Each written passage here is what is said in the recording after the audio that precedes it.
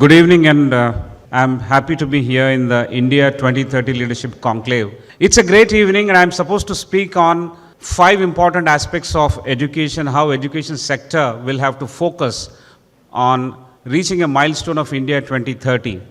2030 is 5 years from now, so 5 points, 5 minutes, and for 5 years.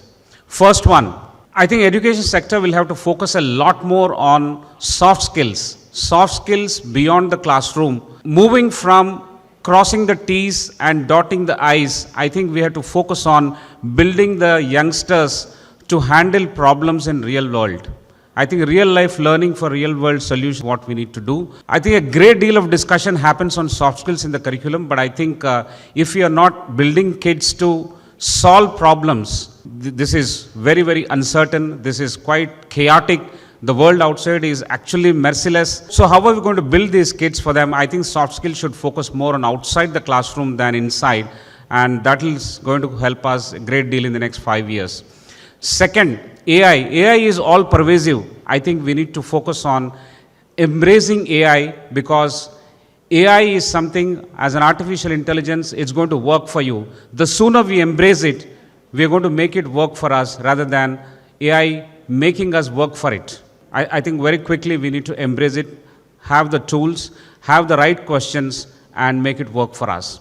Third, and the most important thing, is what I call fluidic thinking. As academics, we need to acknowledge the fact that there are other areas of excellence and intelligence other than academics. Visual arts, spatial, kinesthetic, and many other forms of excellence, I think one needs to understand, and this fosters cross-disciplinary approach, and when we solve problems, we'll all have to come together. Therefore, fluidic thinking is extremely important, that needs to be fostered inside the educational institutions. Fourth one is that every year I am told by an estimate that about 2 million, that is 20 lakh students go outside the country to all other countries for studying. I don't want to believe this number 20 lakhs, but unfortunately it is true. At all levels of education, 20 lakh kids every year go out. I think there must be something really, really wrong with us that we are letting so many people go out.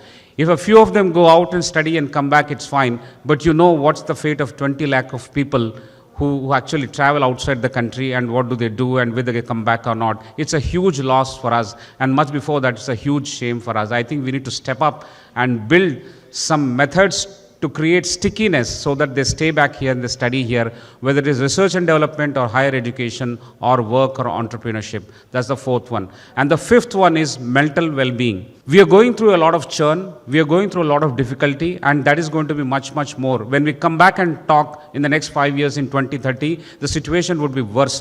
So therefore, we better build an apparatus, build an infrastructure, build people who can create tools and techniques and methods to understand, detect, and protect youngsters and also others from the mental health problems. I think mental well-being is going to be a barometer of the growth of this nation, and I think education institutions should right now focus on this. Thank you so much. This is my high five for 2030. Thank you.